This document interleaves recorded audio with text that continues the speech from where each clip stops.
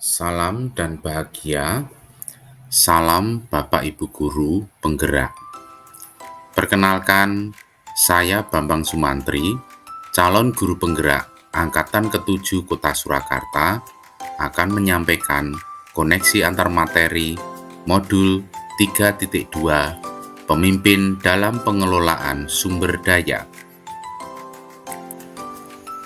Sebagai pendamping, fasilitator Bapak Muhammad Kusdi SPD MPD beserta Bapak Muhammad Tasmun SPD SD MPD selaku pengajar praktik.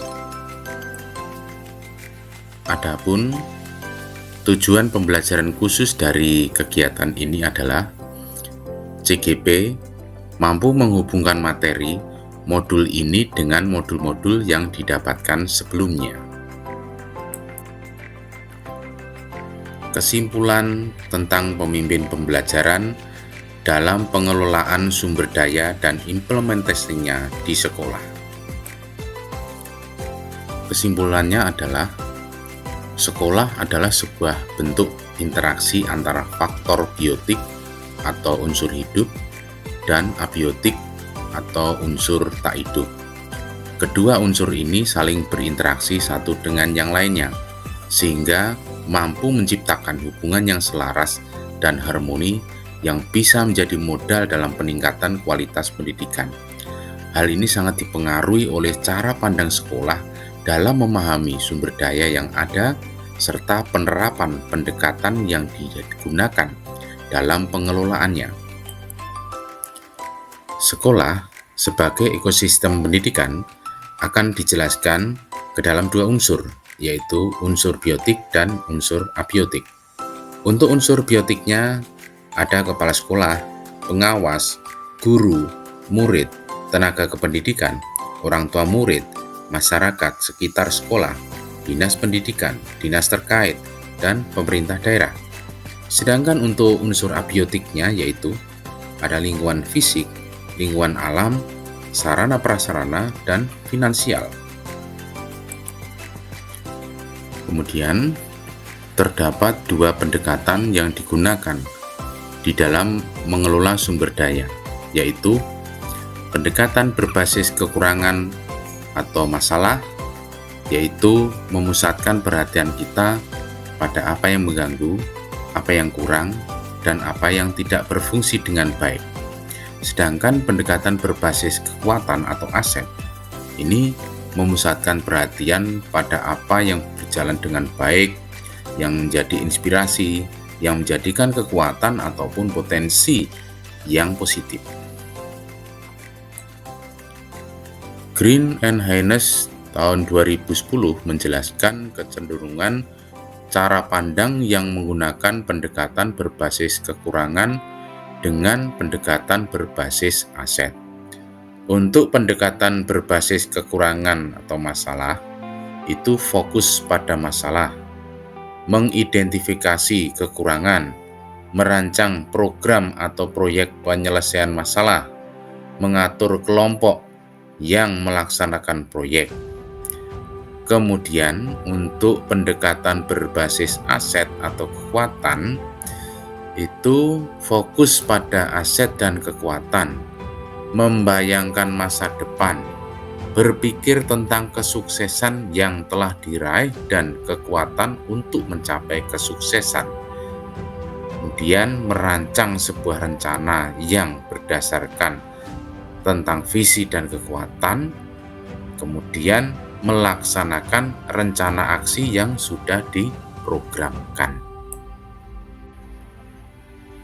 Pendekatan ABCD atau Asset Based Community Development.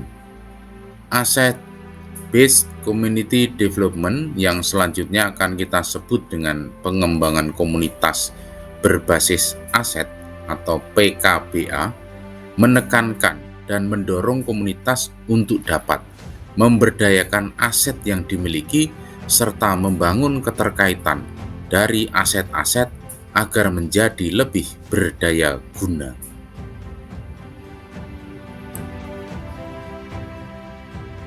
pemimpin pembelajaran dalam pengelolaan sumber daya, yaitu seorang yang mampu mengidentifikasi, memetakan, dan memberdayakan sumber daya yang ada, yaitu 7 aset, dengan pendekatan berbasis aset atau kekuatan, asset-based approach, untuk menunjang pembelajaran murid sehingga dapat meningkatkan kualitas pendidikan. Macam-macam modal atau aset. Di sini dikenalkan ada modal manusia, modal sosial, modal fisik, modal finansial. Berikutnya, macam-macam modal atau aset adalah modal lingkungan, modal politik, dan modal budaya dan agama. Selanjutnya, bagaimana Anda bisa mengimplementasikan di dalam kelas, sekolah, dan masyarakat lingkungan sekolah? Di dalam kelas, ini akan mengoptimalkan pemanfaatan aset yang ada di dalam kelas sesederhana apapun. Kemudian di sekolah, saya akan berkolaborasi dengan kepala sekolah, rekan sejawat, tenaga kependidikan yang ada di sekolah dalam rangka mengoptimalkan pemanfaatan sumber daya sekolah untuk menunjang proses pembelajaran. Sedangkan di masyarakat, saya akan berkolaborasi dengan masyarakat, yaitu dengan melibatkan dalam pelaksanaan program sekolah untuk mewujudkan ekosistem sekolah yang berpihak pada anak.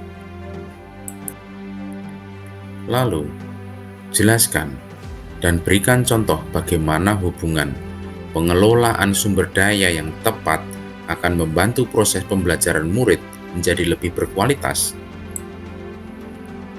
Pengelolaan sumber daya yang tepat akan berdampak kuat pada proses pembelajaran yang berkualitas. Adanya kolaborasi di komunitas sekolah dalam pengelolaan sumber daya akan memunculkan ide atau gagasan baru yang bisa meningkatkan kualitas pembelajaran, mengoptimalkan sumber daya yang dimiliki dengan mempertimbangkan kebutuhan dan keberagaman murid, dapat memberikan ruang kebebasan murid untuk berpikir kritis, kreatif, dan mandiri dalam mengembangkan bakat, minat, dan potensinya. Pada akhirnya, proses pembelajaran akan lebih berkualitas. Sekarang akan kita jelaskan contoh pengelolaan sumber daya yang tepat akan membantu proses pembelajaran murid menjadi lebih berkualitas.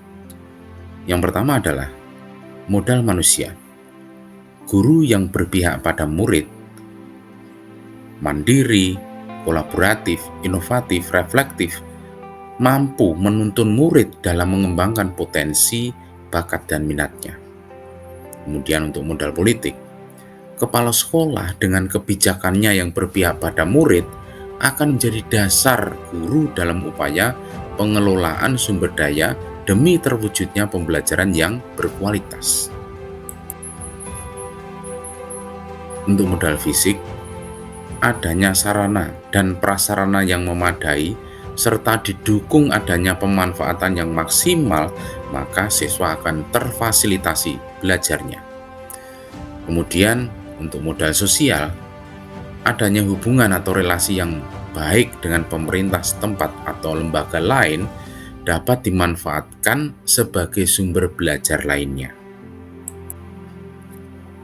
Untuk modal lingkungan, pemanfaatan lingkungan sekolah, misalnya halaman, taman, kolam, laboratorium, aula, ruang ibadah, greenhouse untuk sumber belajar bagi murid.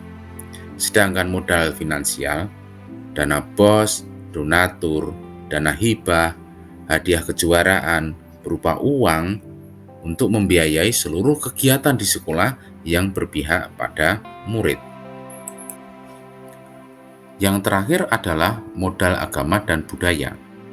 Peringatan hari besar keagamaan yang dilaksanakan secara rutin dapat meningkatkan keimanan murid, toleransi beragama, sikap peduli, gotong royong, yang pada akhirnya akan mewujudkan budaya positif di lingkungan sekolah.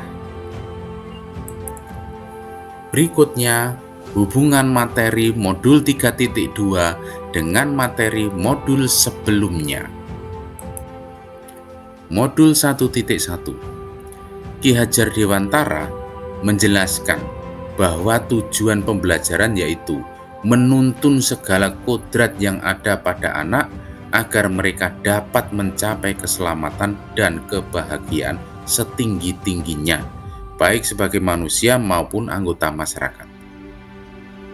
Koneksinya dengan modul 3.2, dalam menuntun kodrat dan laku anak, seorang pendidik harus mampu mengelola sumber daya yang ada secara maksimal sehingga dapat menciptakan pembelajaran yang berkualitas dan berpihak pada murid.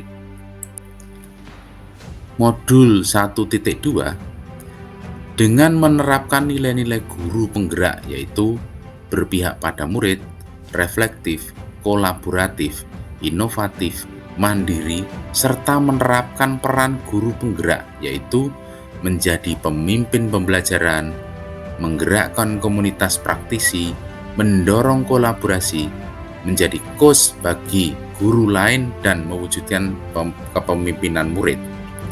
Koneksinya dengan modul 3.2 yaitu seorang pendidik akan mampu mengelola sumber daya yang ada di sekolah dengan pendekatan berbasis aset sehingga akan mampu untuk mewujudkan pembelajaran yang berkualitas dan berpihak pada murid.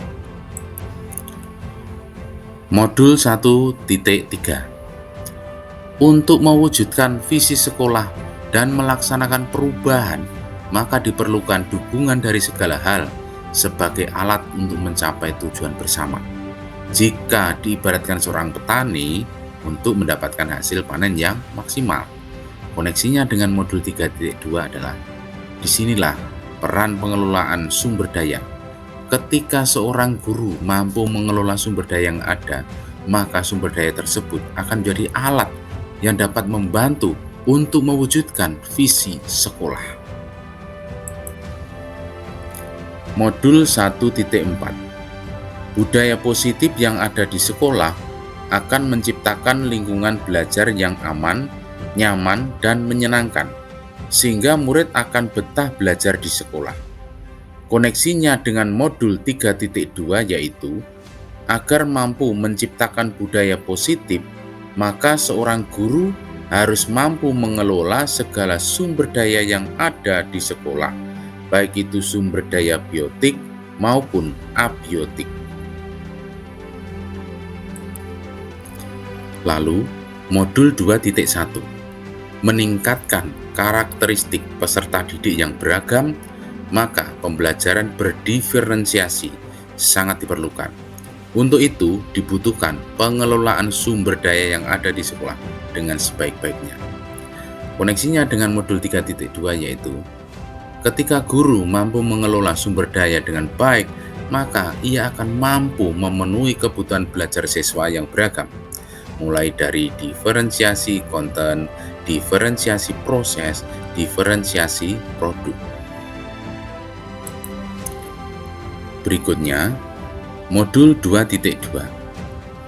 Untuk dapat mengelola sumber daya yang ada, seorang guru harus mampu untuk mengelola sosial emosionalnya dengan baik. Koneksinya dengan modul 3.2 yaitu, ketika guru telah mampu mengelola sosial emosionalnya dengan baik, maka ia mampu untuk mengelola sumber daya yang ada secara optimal sehingga pembelajaran di kelas akan berjalan secara maksimal. Koneksi berikutnya adalah antara modul 3.1 dan modul 3.2. Dalam optimalisasi pemanfaatan sumber daya yang ada, tentu saja diperlukan pengambilan keputusan berbasis nilai-nilai kebajikan sebagai seorang pemimpin, dengan melalui pertimbangan 4 paradigma, 3 prinsip, dan 9 tahap pengujian pengambilan keputusan. Koneksinya dengan modul 3.2 adalah keputusan yang diambil harus dapat dipertanggungjawabkan. Dengan demikian, pengelolaan sumber daya akan tepat sasaran dan dapat digunakan sebagai sarana pembelajaran yang berpihak kepada murid. Pertanyaan terakhir adalah hubungan antara sebelum dan sesudah saya mengikuti modul ini. Sebelum saya mempelajari modul 3.2 ini, saya selalu berpikir berdasarkan kekurangan atau masalah yang ada, tanpa mau melihat sisi positif atau kekuatan yang ada. Sehingga kegiatan dan program yang saya buat itu kurang berjalan dengan baik dan maksimal, dan membutuhkan waktu yang lama untuk menyelesaikannya.